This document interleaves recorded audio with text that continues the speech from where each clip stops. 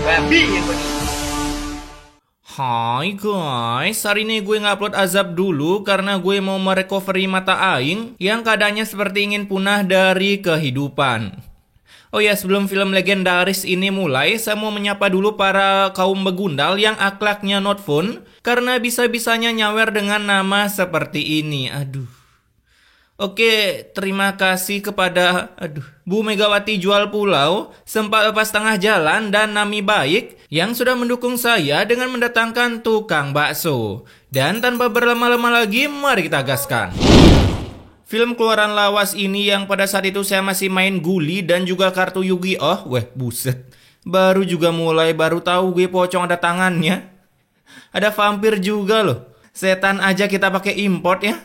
Emang dasar gak suka produk lokal kayaknya. Nah, film ini berjudul Rumah Hantu, yang dimana baru film dimulai ada gelis yang sedang rebahan santuy, tapi di rumahnya tiba-tiba mati lampu. Ya, mungkin karena tiang PLN di film kemarin yang jatuh menimpa kuburan Yuna. Jadi efeknya sampai pindah universe. Kala itu si gelis yang bangun, ia pun begitu kaget karena saat itu tepat jam 12 malam dan anehnya, rumah segede gaban gini cuman dia doang yang ninggalin. Ya, mungkin keluarganya udah pada punah kali ya. Nah, saat menuju ke halaman rumah untuk mengecek lokasi, tiba-tiba di depan gerbangnya pun muncul seorang begundal berjualan mie dengan wajah disensor ala-ala tentara Squid Game. Kalau gue lihat ginian, auto lari gue. Tapi ini santuy bet dah, cewek lagi. Setelah meet and greet dengan setan, gelis pun mencoba menghidupkan listrik, tapi tiba-tiba si setan pun malah berflikar ke sana juga. Dan beginilah penampakan setan di tahun 2005. Wah, seperti grafik azab ya guys. Burik kali. Itu ketakutan apa capek abis lari maraton cuy. Si gelis yang berungah kalau setan udah rilis di tahun ini, ia pun langsung mengaktifkan spell sprintnya. Tapi tetap saja si setan langsung berflicker rebahan santuy di kasur gelis seakan-akan ingin mengecas gelis. Ini setan pas mati pasti dalam keadaan sak nih.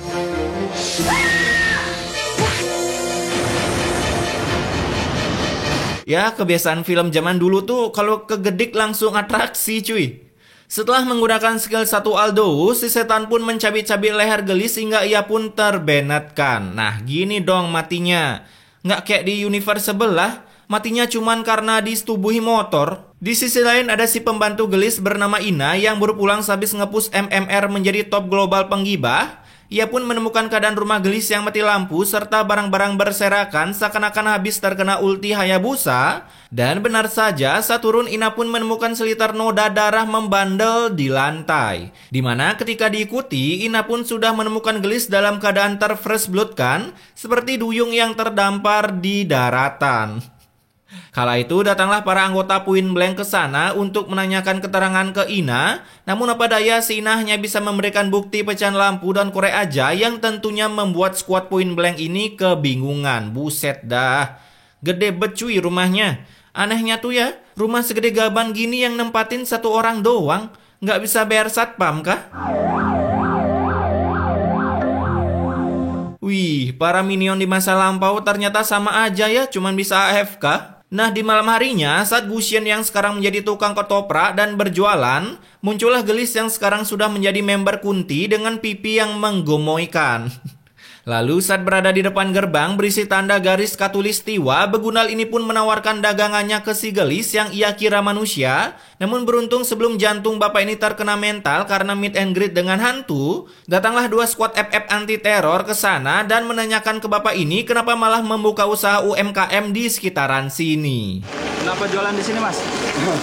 Ada yang beli, Pak? Emang ya ini minion tuh geblek udah dari zaman purba. Itu garis polisi weh. Punya mata sama logika diaktifin dong. Skuad FF ini pun sempat menyuruh begundal ini untuk segera pergi, tapi apa daya, ia tetap saja mengasah pengorengannya sampai sebuah efek-efek hantu pun muncul.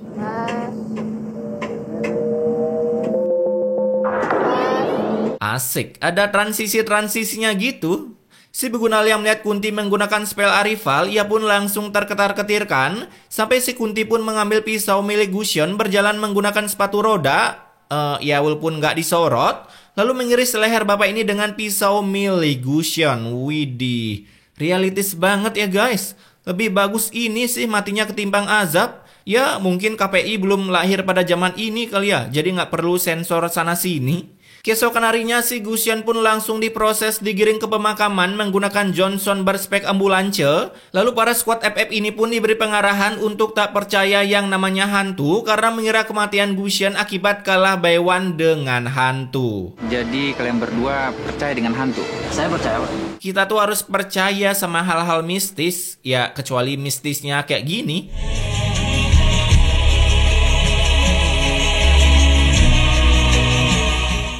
Ini udah di luar akal sehat sih. Nah, malam harinya ada sebuah percakapan yang di luar nalar antara dua minion ini yang pastinya membuat kalian gak habis thinking tentang spe otak kedua orang ini.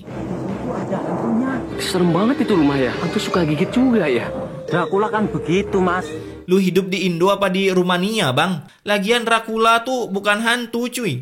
Di sisi lain ketika Ina datang ke rumah peninggalan Gelis, ia pun begitu terkejut melihat rumah Gelis sekarang yang dihuni oleh kakaknya, bahkan wajahnya pun sangat mirip dengan Gelis. Ya namanya juga kakak adik kan? Di sana Ina pun disuruh menemani kakak Gelis bernama Gelas.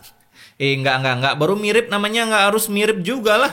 Ya sebut aja Rika, karena pada saat itu suami Rika akan lock out dari kampung sini dan takut kalau Rina sendirian, nantinya ia bisa aja malah meet and greet dengan adiknya, bahkan takutnya bergabung dengan squad Kunti milik adiknya. Nah di malam harinya mulailah si Rika bermimpi buruk, tiernya turun jadi tier GM, apalagi di malam itu juga bisa-bisanya rumah segede dosa kalian gini nggak ada satupun cahaya lampu yang menerangi rumah ini. Rugi orang kaya nggak bisa bayar listrik. Lampunya mati, Mi. Iya, saya mau meriksa sikling dulu ya, Nya. Rumah elit, center, sulit. Lagian rumah apa sih tiap hari jeglek mulu? Kala itu mereka berdua yang seperti tim uji nyali mencoba menghidupkan skring lampu. Dan dari luar datanglah si penjual ketoprak dengan wajah yang terlalu tampan sampai disensor oleh tim KPI. PKI, udah bener KPI. Kemudian Sina yang berniat mengambil skring di kamarnya, Rina pun akhirnya ditinggal sendirian. Dan begitu kagetnya ia melihat begundal ketoprak yang tiba-tiba menggunakan spell flicker, berflicker berada di belakangnya, lalu tiba-tiba ternyata itu hanyalah sebuah mimpi buruk dari si Rika. Ya ilah, udah bagus-bagus juga tadi adegannya berduaan sama setan. Di pagi harinya ada lagi hal mistis di mana saat mereka sedang bergibah tentang live TikTok saya yang sangat jago menggunakan lapu-lapu, asik. Tiba-tiba pintu di sana pun terbuka sendirinya dan ya kalian harus saksikan secara live deh efek yang spektakuler ini. Pakai Arival cuy. Seekor setan pun menggunakan spell Arivalnya dan Ina pun seketika melemparkan selimut saktinya hingga membuat si setan pelanga pelongo di dalamnya seperti orang geblek yang gak tahu gimana cara keluar dari selimut. Ya ilah, jago ngekill orang doang, lepasin diri dari selimut doang kesusahan. Seketika si setan pun lenyap dari sana karena belum belajar tutorial lepas dari selimut orang kaya dan ia pun meninggalkan pusaka berharganya berupa pisau cukur milik si Gusion. Ketika suami Rika datang, ya sebut saja Yanto, mereka pun mulai bermusyawarah tentang si setan yang tiba-tiba datang tanpa mengucapkan welcome to Mobile Legends. Terlebih lagi si setan itu nggak mengambil harta berharga dan hanya ingin mengekil orang. Ya namanya setan, buat apa punya duit? Kocak kali nih film.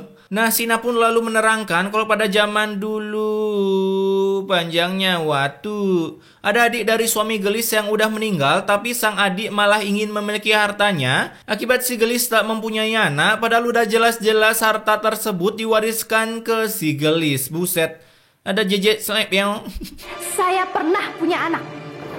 Dan anak itu mati. wih, mati?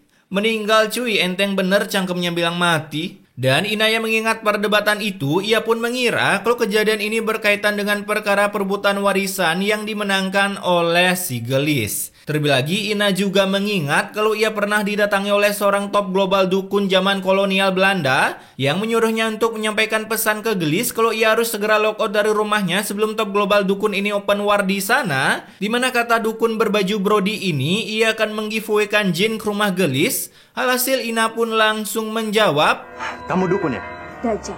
nah itu tontonan saya tiap hari tuh, film Dajjal. Nah, merasa dirinya dikatain Dajjal bergrafik buri, seketika si dukun pun melakukan open war-nya di sana, mengadu mekanik dengan suami Ina. Kami, Seketika skill dukun itu pun bisa ditangkal oleh Ina yang ternyata top global lolita hingga si dukun pun lari ketar-ketir. Kala itu mengetahui si Ina sangat jago menangkal ilmu sihir. Buset, Tokopedia. Kala itu mengetahui si Ina sangat jago menangkal ilmu sihir, ia pun sempat disuruh tinggal di sana untuk baywan dengan setan. Namun apa daya si Ina menolak karena takut si setan nantinya malah meet and greet dengan suaminya. Sementara di sisi lain ada adik dari suami Gelis, sebut aja Jono, bersama Jet Selek Meow. Rambutnya sama cuy. Dimana mereka ini sedang menyiapkan rencana open war ke rumah Ina dengan bermodalkan pistol revolver. Asik. Sedangkan si top global dukun ternyata menuju ke rumah Gelis dengan menumpangi gokar dan langsung mengeluarkan skillnya. Buset, langsung mati lampu cuy. Lampunya kena genjutsu disuruh mati. Nah, ketika sampai di rumah Ina, dua begudal ini pun bertemu dengan bocil FF dan percakapan yang sangat ramah lingkungan pun langsung terjadi. Siapa? Mak, kamu di mana? Saya... Wah, sangat ramah sekali ya dengan anak kecil. Mereka yang mengira ini anak biasa-biasa aja, tapi ketika ditodongkan pistol, seketika bocil ini mengaktifkan password Abogoboga, dan sebuah laser pun langsung muncul dengan grafik yang ala kadarnya pada zaman itu. Anak ini anak setan, Mang. Loh, kukira keras, ternyata kertas.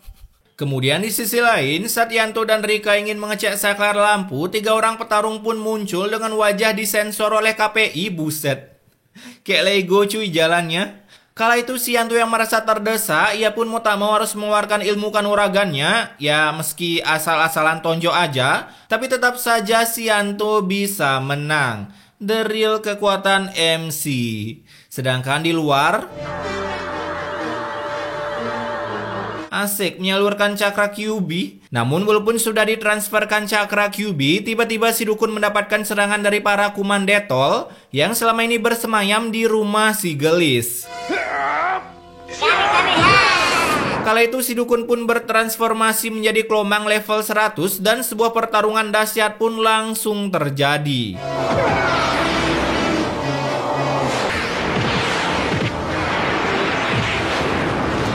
Lah kalah, rugi top global dukun. Nah, ketika akan lockout dari sana, mobil milik JJ pun harus menabrak si dukun, hingga ia pun langsung meet and greet dengan aspal dan mati. Saat itu datanglah para squad FF yang sudah besar ke sana untuk menangkap Jono dan JJ Slapmeow, dan film ini pun ditutup dengan bahagia karena kebaikan selalu menang melawan kejahatan. Asik. Oke, pesan immortality-nya di sini, jika Anda yang punya banyak warisan dan sudah tahu ingin mati, carilah pembantu yang memiliki kekuatan super seperti Ina, karena takutnya nanti penerus warisan kalian didatangi oleh makhluk tak kasat mata, suruhan dari orang yang iri karena tak mendapatkan warisan. Aduh, uang panas aja diributin cuy. Tapi intinya, stay wakwa guys.